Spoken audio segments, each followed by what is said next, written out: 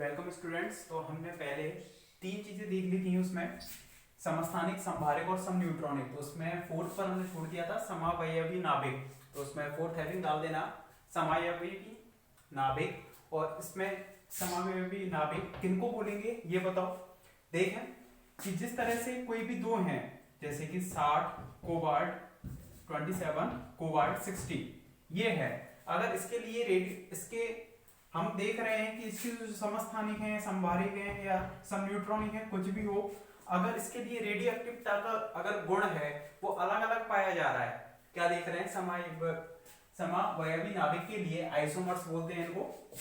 English में क्या बोलते हैं इनको? आइसोमर्स, समावयवी को। तो इसमें क्या होगा, अगर कोई भी दो तत्व हैं या दो नाभिक हैं, उनके लिए उनके रेडियोएक्टिवता का गुण अलग अलग है, तो उनको बोलेंगे हम समावयवी नाभिक। मतलब रेडियोएक्टिवता के गुण से मतलब क्या है कि कोई तो अल्फा बीटा गामा कणों का क्षय जल्दी कर रहा है और कोई धीमे कर रहा है। मतलब रेडियोएक्टिविटी है उनकी कैसी है, कम या फिर ज्यादा, मतलब दोनों की सेम नहीं है। तो उस स्थिति में हम उन नाभिकों को बोलते हैं समावयवी नाभिक। तो लिखें इसमें वे नाभिक जिनके लिए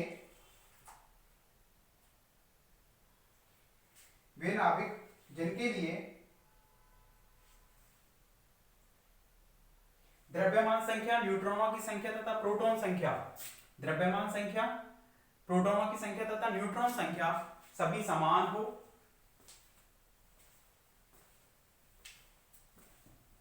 वे नाभिक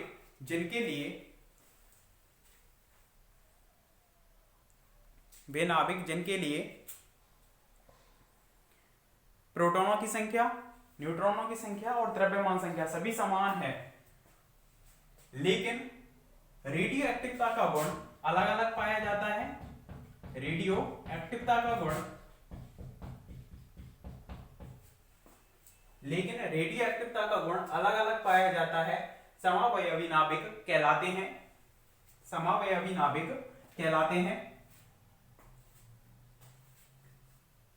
अब जैसे कि ये देखते हैं हम, 60 कोबाल्ट ही है, 27 पे आ रहा है कोबाल्ट और उसकी द्रव्यमान संख्या 60 है, प्रोटॉन संख्या समान है, द्रव्यमान संख्या समान है और 60 माइनस 27 यानी न्यूट्रॉनों की संख्या भी वो भी दोनों के लिए समान आएगी। लेकिन दोनों की रेडियोएक्टिविटी, एक ही परमाणु हमें देखा कि समान है, लेकिन उनकी रेडियोएक्टिविटी अल्फा बीटा गामा कणों के क्षय करने की जो स्थिति है उनकी वो अलग अलग है।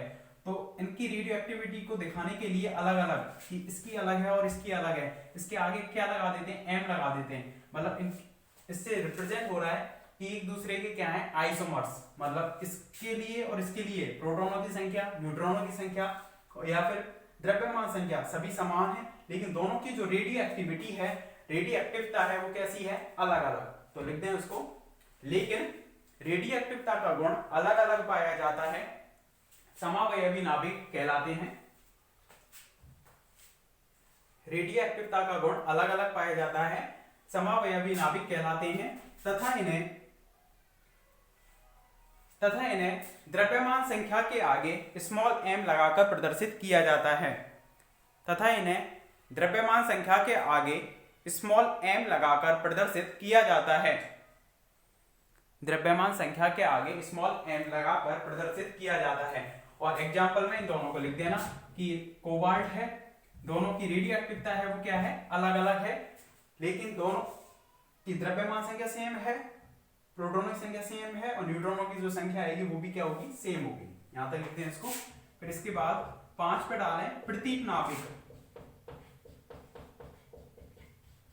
नेक्स्ट पॉइंट इसी में डालना प्रतीक नाभिक। प्रतीक का मतलब उल्टा, और उल्टा किसमें दिखता है? मिरर। इनको बोलते हैं मिरर न्यूक्लियाई। क्या बोलते हैं इनको? Mirror nuclei. देखें इसको, एग्जांपल को लिख देना, उसके बाद नेक्स्ट हेडिंग डाल देना प्रतीक न्यूक्लियाई और इधर फोकस करें पूरा। प्रतीक किसे कहेंगे? जैसे कि हम नॉर्मली कोई भी एलिमेंट्स है, कोई भी न्यूक्लियाई है, हम उसको रिप्रेजेंट करते हैं किससे? एक्स से। यहाँ उसकी प्रोटॉनों की संख्या होती है, यहाँ उसकी न्यूट्रॉनों की संख्या होती है और यहाँ उसकी द्रव्यमान संख्या होती है। या तो इधर रिप्रेजेंट कर सकते हैं या फिर इधर कर सकते हैं। यदि आप इसको किस में देखें? मिरर में देखें, तो मिरर में क्या होगा?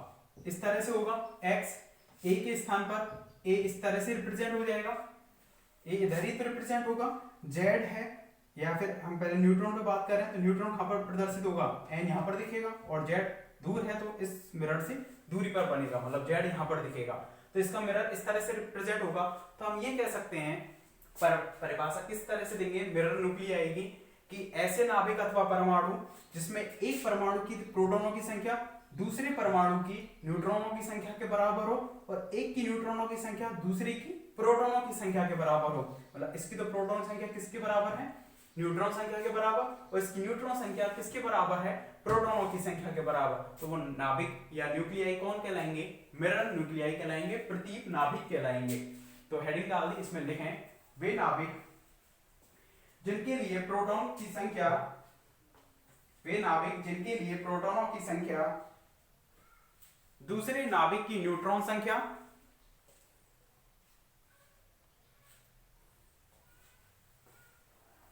वे नाभिक जिनके लिए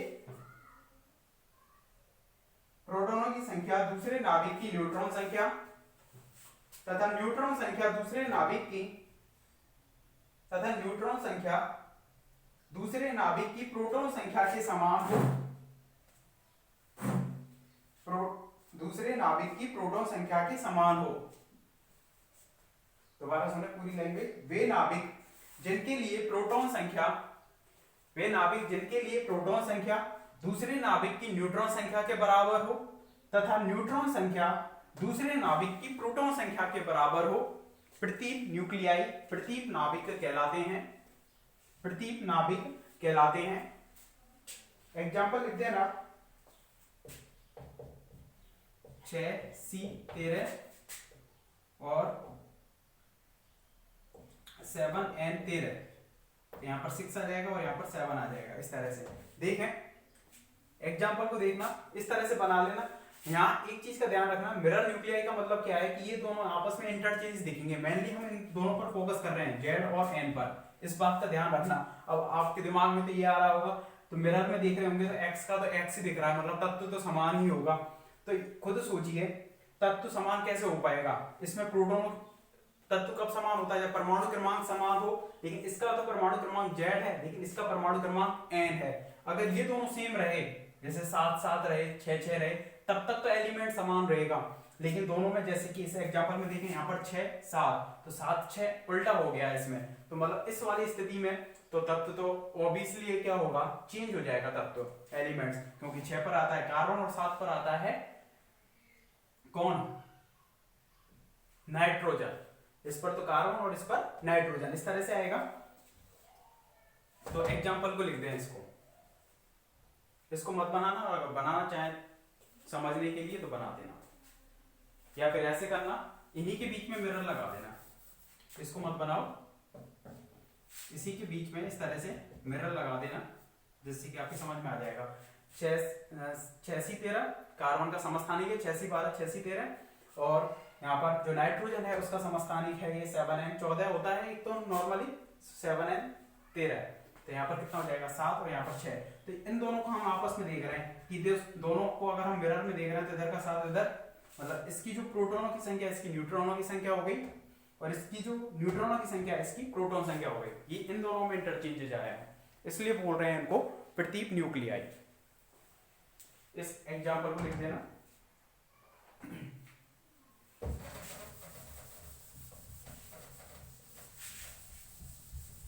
इसके बाद हेडिंग डालना,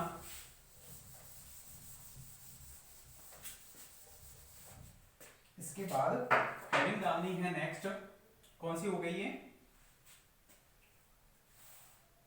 6वीं हेडिंग, 6th हेडिंग है इसमें, स्थायी नाभिक।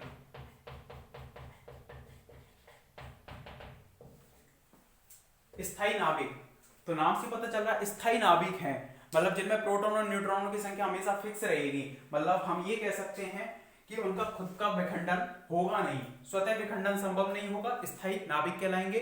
और स्वतः विखंडन नहीं है तो वो हम ये भी कह सकते हैं कि वो अल्फा बीटा गामा कणों का क्या नहीं कर रहे हैं, क्षय नहीं कर रहे हैं।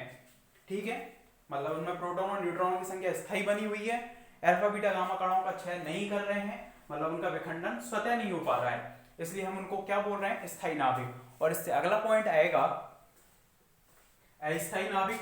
तो अस्थायी नाभिक से मतलब क्या हो जाएगा, अस्थायी नाभिक से मतलब क्या हो जाएगा, मतलब जिनका स्वतः विखंडन संभव है और स्वतः विखंडन होगा तो वे अल्फा बीटा गामा कणों का क्या करेंगे, वहां पर क्षय करेंगे, इसलिए उनको बोल रहे हैं हम अस्थायी नाभिक। तो स्थायी नाभिक हेडिंग डालकर उसमें लिखना वे नाभिक, स्थायी नाभिक हेडिंग डालकर उसमें लिखें वे नाभिक,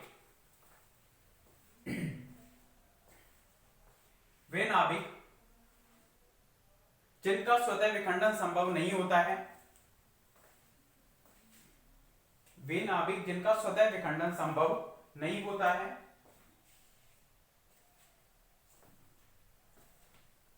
वे नाभिक जिनका स्वतः विखंडन संभव नहीं होता है तथा जो अल्फा बीटा गामा कणों का क्षय नहीं करते हैं, वे नाभिक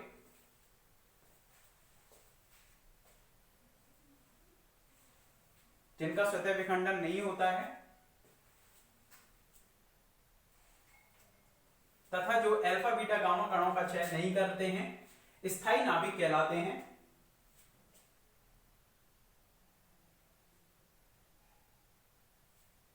स्थायी नाभिक कहलाते हैं। कोई भी एग्जांपल जैसे कि आप 6C12 पढ़ते हो, 7N14 पढ़ते हो, तो इनका ये अस्तित्व है, इनका एनवायरनमेंट में या इस यूनिवर्स में ये पाए जाते हैं 6C12। तो कार्बन 12 है वो पड़ा रहेगा इसी तरह से, मतलब खुद ब खुद किसी अन्य तत्व में चेंज खुद से नहीं होगा।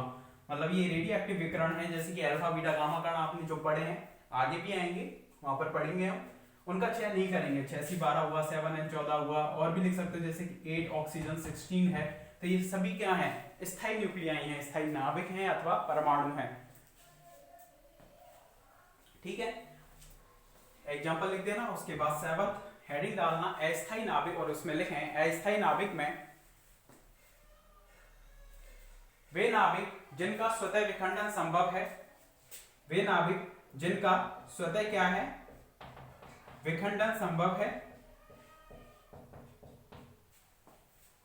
वे नाभिक जिनका स्वतः विखंडन संभव है तथा जो अल्फा बीटा गामा कणों का क्षय करते हैं, तथा जो अल्फा बीटा गामा कणों का क्षय करते हैं, तथा जो अल्फा बीटा गामा कणों का क्षय करते हैं,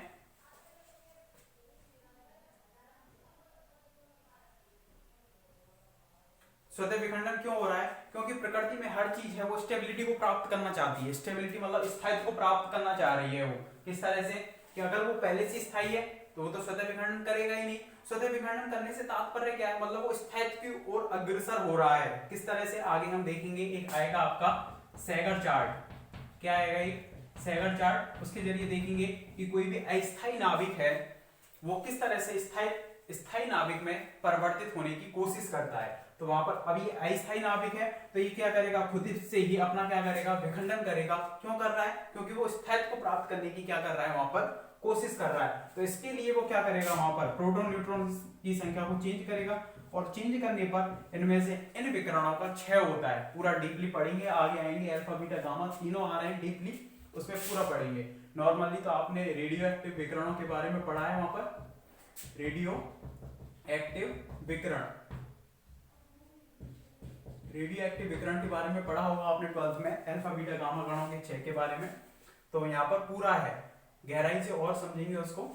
तो पहले इसमें लिखें अस्थायी नाभिक वे नाभिक जिनका स्वतः विखंडन संभव है तथा जो अल्फा बीटा गामा कणों का क्षय करते हैं, अस्थायी नाभिक कहलाते हैं।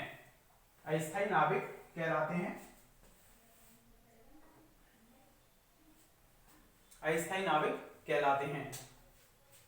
जैसे कि फॉर एग्जांपल हो सकता है, जैसे कि नाइट्रोजन है, इसका जो समस्थानिक होता है 7N13 होता है, वो अस्थायी है, ये प्रकृति में नहीं पाया जाता। ये कोशिश करता है 7N14 में चेंज होने की, क्योंकि इसकी तुलना में ये कैसा है, स्थायी है, अधिक स्थायी है, इसलिए 7N13 कर सकते हैं। 6C13 है, ये प्रकृति में कम पाए जाते हैं इसके समस्थानिक, मतलब ये अगर 90% पाया जा रहा था, ये 10% और कुछ समय के लिए पाए जाते हैं, क्षणिक समय के लिए। तुरंत किसमें चेंज होने की कोशिश करते हैं, ये इन स्थायी तत्वों में चेंज होने की कोशिश करते हैं, इसलिए इनको हम बोल रहे हैं अस्थायी। तो ये खुद ही अपना क्या करेंगे, या तो विखंडन करेंगे या फिर अल्फा बीटा गामा कणों का क्षय करके किसमें आने की कोशिश करेंगे, 6C12 बनाने की कोशिश करेंगे या 7N14 बनाने की कोशिश ये करेंगे। तो अस्थायी नाभिक में इनको डाल देना। तो यहाँ पर हमने नॉर्मली नाभिक के कितने टाइप के प्रकार हो सकते हैं नॉर्मली उस पर डिस्कशन किया है कि समस्थानिक, समभारिक, समन्यूट्रॉनिक, प्रतीप, समावयवी, स्थायी, अस्थायी, इस तरह के नाभिक हैं। तो ये चीज नॉर्मल थी। इसके बाद नेक्स्ट जो हेडिंग है आपकी वो डाल देना हॉफस्टेडर प्रयोग। एग्जांपल लिख देना इसमें पूरे कंप्लीट।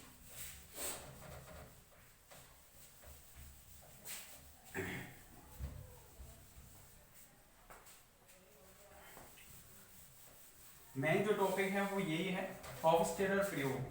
अब किसके बारे में हॉफस्टेडर प्रयोग इसको पूरा समझेंगे। हॉफस्टेडर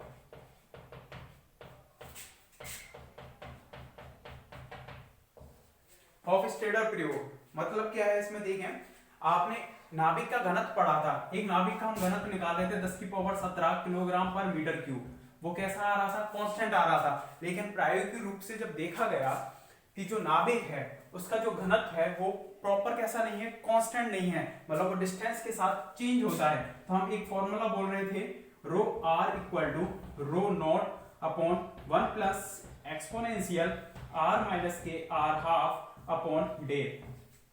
इस तरह से हम एक फॉर्मूला बोल रहे थे कि, और इसकी वैल्यू कितनी थी 0.55 फर्मी डेवी की वैल्यू। आर हाफ जहां पर त्रिज्या, जहां पर जो घनत्व है, जो केंद्र के घनत्व का कितना हो जाए 50%, उसको आर हाफ बोल रहे थे। और आर कौन सी डिस्टेंस थी जहां पर हम उस घनत्व को चेंज कर रहे हैं, मतलब नाभिक ये है, नाभिक के केंद्र से हम चल रहे हैं। तो आर डिस्टेंस अगर हम यहां तक चले तो वो लगातार क्या हो रहा है, उसमें घनत्व चेंज हो रहा है। तो ये जो प्रयोग, ये वाला फॉर्मूला जो दिया था वो किसने दिया था, हॉफस्टेडर ने दिया था। अब इस प्रयोग, इसको निकालने के लिए, मतलब कि ये किस तरह से आया, उसके लिए उसने एक एक्सपेरिमेंट किया। तो पहले हम उस एक्सपेरिमेंट के बारे में देखेंगे, किस तरह से उसने एक्सपेरिमेंट किया और उस एक्सपेरिमेंट के जरिए किस तरह से उसने नाभिक के जो घनत्व है, ये वाला जो फॉर्मूला उसको निकालने की कोशिश की है। फुल्ली डेरिवेशन नहीं है उसका, नॉर्मली उसने बताया है कि किस तरह से हमने उस मेथड को यूज किया नाभिक के घनत्व को निकालने के लिए। तो देखें इसने क्या किया था, एक इलेक्ट्रॉन त्वरक लिया। इलेक्ट्रॉन त्वरक का मतलब जिसमें इलेक्ट्रॉन को हम क्या कर सकें, त्वरित कर सकें, एक्सेलरेट कर सकें। इस तरह से इलेक्ट्रॉन है, उसको क्या किया यहाँ पर, एक त्वरित किया इलेक्ट्रॉन त्वरक, इसको बोल दिया, क्या बोल दिया इसको, इलेक्ट्रॉन त्वरक। पहले इधर देखें फिर लिख लेना, इसको चित्र को बनाना भी है। तो यहां से इसने एक बीम निकाल दी, किसकी, इलेक्ट्रॉन बीम, जिसमें इलेक्ट्रॉन है वो कैसे हैं, त्वरित हैं। ये त्वरित इलेक्ट्रॉन आ रहे हैं यहां से। अब इसने यहां पर क्या यूज किया, एक चुंबकीय विक्षेपक। क्या होता है आगे फुल्ली पढ़ेंगे इसको कि किस तरह से ये काम करता है। इस तरह से एक सिलेंड्रिकल पाइप होता है, ये सिलेंड्रिकल पाइप, जिसमें कि लंबवत क्या लगाया जाता है, चुंबकीय क्षेत्र। और लंबवत चुंबकीय क्षेत्र लगाते ही इसका जो पथ है इसके अंतर्गत, जैसे एक पूरे इस तरह से ये ठीक है गोल पाइप है, इसका ये वाला अंश ले लिया केवल यहां से यहां तक का, इस तरह से इसको लगा दिया, इसमें सेट कर दिया। दोबारा से अच्छे से बना देता हूं इसको।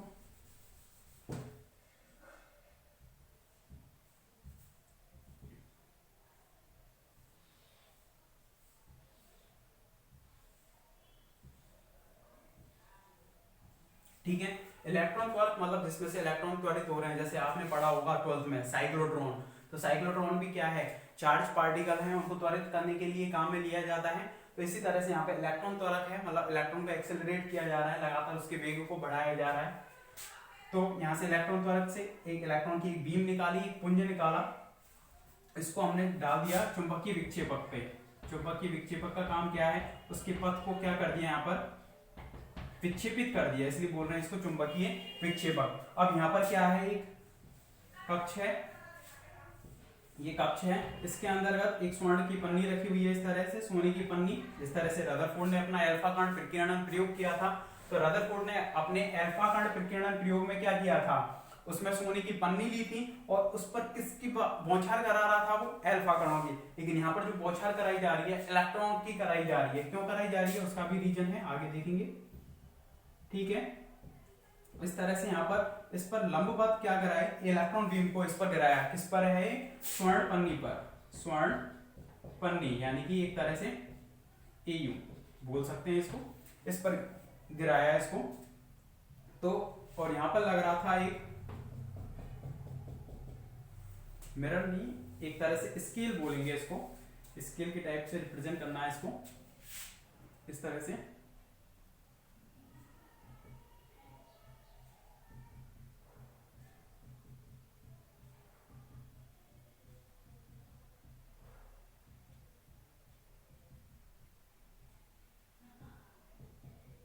इस तरह से स्केल है, जैसे कि हमारा वो चांद जो यूज करते हो ना, अरे एंगल बनाने के लिए नहीं करते यूज, करते हो ना, उस टाइप का है ये स्केल।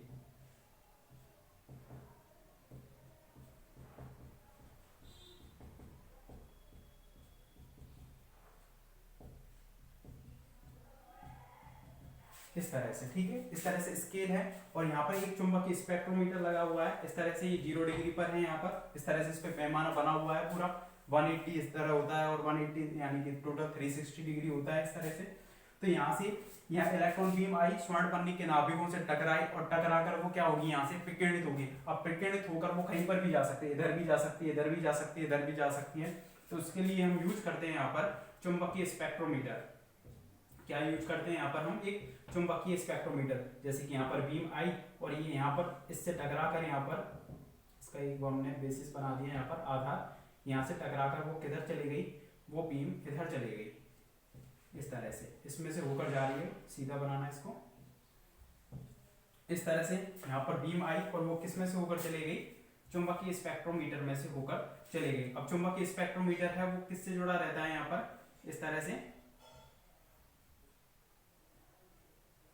चुंबकीय स्पेक्ट्रोमीटर यहाँ पर स्केल पर जुड़ा रहता है। तो हमें इसको कितना घुमाना पड़ रहा है यहाँ पर, उसके हिसाब से हम यहाँ पर एक एंगल देख सकते हैं। इस एंगल को बोलते हैं प्रकीर्णन कोण, इस एंगल को बोलते हैं थीटा को प्रकीर्णन कोण। क्या बोलेंगे इसको, प्रकीर्णन कोण, ठीक है। इसको बोल रहे हैं यहाँ पर चुंबकीय स्पेक्ट्रोमीटर। चुंबकीय स्पेक्ट्रोमीटर मतलब एक तरह से एक मीटर है ये, और ये मीटर किसका काम कर रहा है, उस एंगल को मेजर करने का, कि कितना घुमाने पर हमें इसके अंदर रीडिंग मिल रही है। उस आधार पर हम इसको स्केल पर घुमाएंगे और हमें क्या मिल जाएगी, रीडिंग मिल जाएगी, जिससे कि उसके आधार पर हम किसका मान ज्ञात कर सकते हैं, यहाँ पर थीटा का मान ज्ञात कर सकते हैं, यानी कि प्रकीर्णन कोण का मान ज्ञात कर सकते हैं।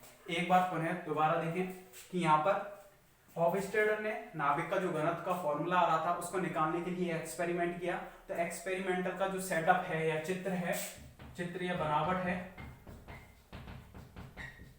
वो किस तरह से है, इस तरह से कि उसने एक इलेक्ट्रॉन त्वरक यूज किया। इलेक्ट्रॉन त्वरक का केवल काम है कि एक इलेक्ट्रॉन पुंज है वो प्रोवाइड कराए, तो वो एक पर्टिकुलर डायरेक्शन में जा रही थी, तो उसको स्वर्ण पन्नी पर आरोपित, लंबवत आरोपित करने के लिए उसने क्या किया कि एक चुंबकीय विक्षेपक का यूज किया, जिसमें लंबवत चुंबकीय क्षेत्र लगा रहता है, और उसकी वजह से वो उस पर लंबवत आपतित हो जाती है। जाने को तो ये इस तरह से जानी चाहिए थी, लेकिन इसका पथ इस तरह से हो गया, लंबवत इस पर आरोपित करी, और लंबवत आरोपित करने की वजह से वो वहां पर किससे टकराई, स्वर्ण पन्नी के नाभिकों से या एयू के ओरम के नाभिकों से, और टकराने के बाद वहां से उसका क्या हुआ, प्रकीर्णन हुआ।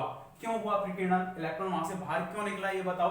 क्योंकि एक सोने का नाभिक है ये इस तरह से, और इलेक्ट्रॉन बाहर से जा रहा है, इसमें सोने का ये परमाणु इसका नाभिक है, इसमें इलेक्ट्रॉन बाहर से आ रहा है। तो इलेक्ट्रॉन अगर बाहर से आ रहा है तो हमने पढ़ा है अनिश्चितता के सिद्धांत के आधार पर कि नाभिक के अंतर्गत इलेक्ट्रॉन है उसके नाभिक के अंदर उपस्थित रह ही नहीं सकता। यह आपने पढ़ा होगा कि नाभिक के अंतर्गत इलेक्ट्रॉन उपस्थित रह ही नहीं सकता, और वो इतनी यहाँ पर ऊर्जा भी बहुत ज्यादा लेकर आता है कि वो वहां से बस टकराया, उसके क्षेत्र से विकिरणित होगा और वहां से वो भाग जाएगा बाहर की ओर, ठीक है। क्योंकि बहुत ज्यादा एनर्जी वो लेकर आ रहा है, तभी तो हम त्वरित का यूज कर रहे हैं यहाँ पर। और जहां पर भी वो विकिरणित होगा उसको हम किससे मेजर कर लेंगे, चुंबकीय स्पेक्ट्रोमीटर से। मेनली इस पूरे एक्सपेरिमेंटल सेटअप से हमारा काम क्या था, इस थीटा को निकालना, प्रकीर्णन कोण को। तो इसके लिए हमने एक मीटर या स्केल यूज किया, इसमें क्या लगा हुआ है, एक चुंबकीय स्पेक्ट्रोमीटर, जो कि रीडिंग ले लेगा कि हमें कहां पर, अगर ये चुंबकीय स्पेक्ट्रोमीटर यहाँ होता, पुंज इधर जा रही है प्रकीर्णित होकर, तो इसमें कुछ भी रीडिंग नहीं आती, तो हमें थोड़ा इसको घुमाना पड़ता है। यहाँ पर इसको घुमाते हैं इस तरह से, और यहाँ पर भी घुमाने पर हमें रीडिंग मिल रही है, उसी के संगत हम यहाँ पर इसको मेजर कर लेते हैं एंगल को, ठीक है। इस तरह से इसका एक्सपेरिमेंटल सेटअप है। तो पहले इस चित्र को बनाएं, फिर इसके बारे में लिखेंगे कि मैथमेटिक्स किस तरह से है। चित्र को बनाएं पहले इसको, चुंबकीय स्पेक्ट्रोमीटर।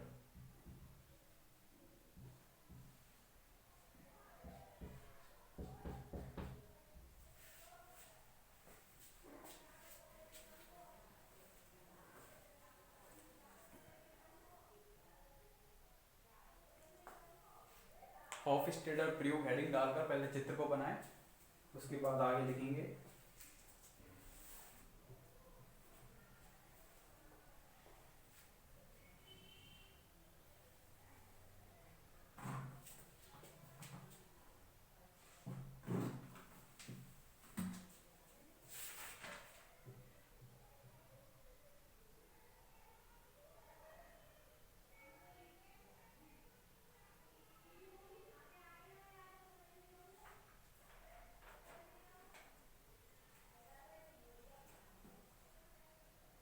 काफी बार पूछा गया है पेपर में।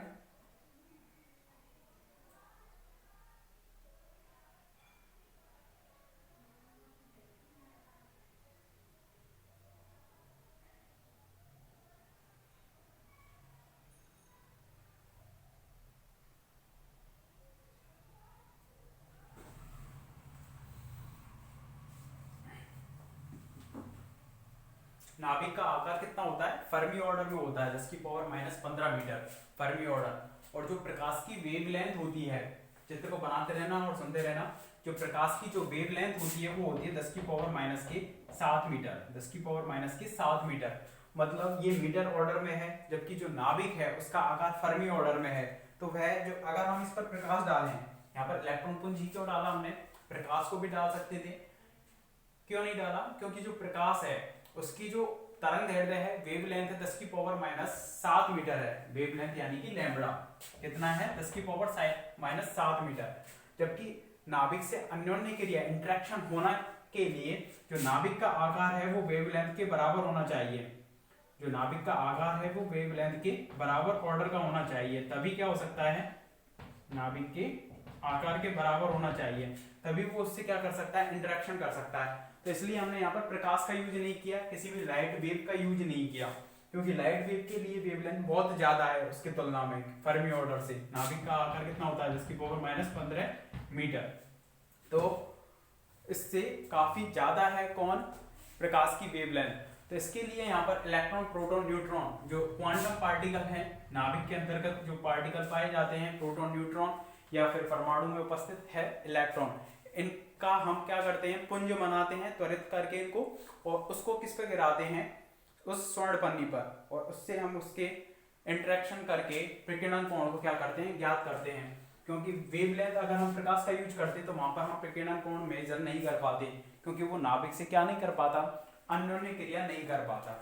ठीक है, तो यही इसका सिद्धांत है कि प्रकाश का यूज ना करके हम यहाँ पर किनका यूज करते हैं, जो नाभिक या परमाणु के पार्टिकल हैं, इलेक्ट्रॉन, प्रोटॉन, न्यूट्रॉन, उनका यूज करते हैं। ठीक है,